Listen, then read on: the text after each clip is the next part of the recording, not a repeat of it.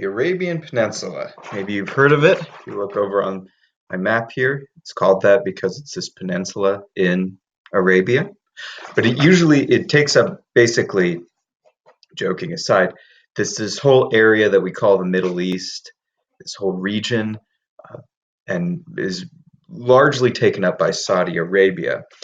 And you have to understand religiously and culturally, even though people in this area may not follow the religion of Islam as closely as they could, though most of them do. This Muslim religious and cultural area is known as the land of Muhammad. It is known as the Muslim Holy Land. This whole region, and they don't view it as most of them as a cluster like we do in the West, as this cluster of nation states with these clearly defined borders. You need to think in more of a pre 1500s, pre modern nation state era where it's regional and it's tribal and there's not these clearly defined national borders. It's a region. And so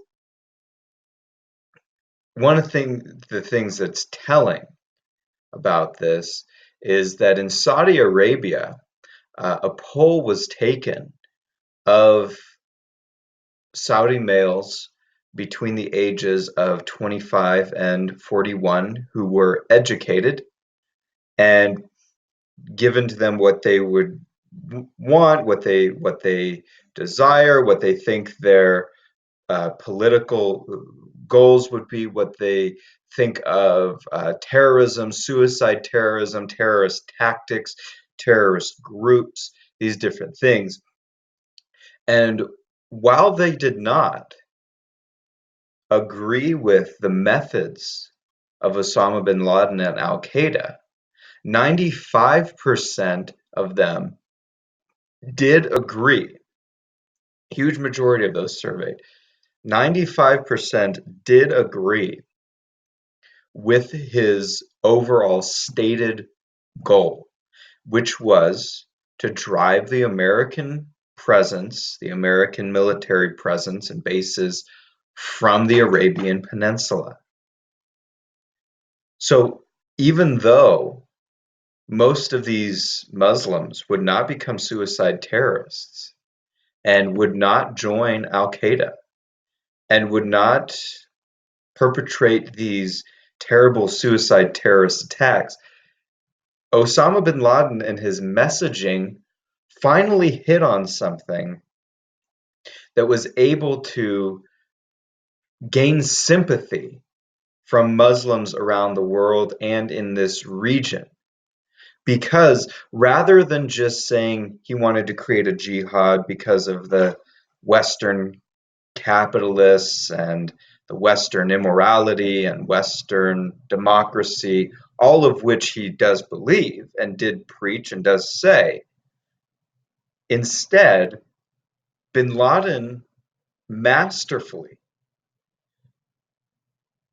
located a particular political grievance that was tangible, that would gain the sympathy of Muslims in this region, in Saudi Arabia and the Arabian Peninsula at large, and around the world, of a political goal to remove the United States' presence from this region. Again, this is what has been shown. The greatest predictor of suicide terrorism is foreign occupation of a region. All the other factors, they may matter, religion, but there's no type specifically for a suicide terrorist, despite what we may have come to expect from media and other sources. Rather, it's the situation of being under the occupation of another government outside of one's own that is the greatest predictor of suicide terrorism. And the reason Bin Laden was able to gain sympathy with with different messaging in a unique way that was more powerful to Muslims than had previously been given to them by others who wanted to perpetrate these anti-Western suicide terror attacks.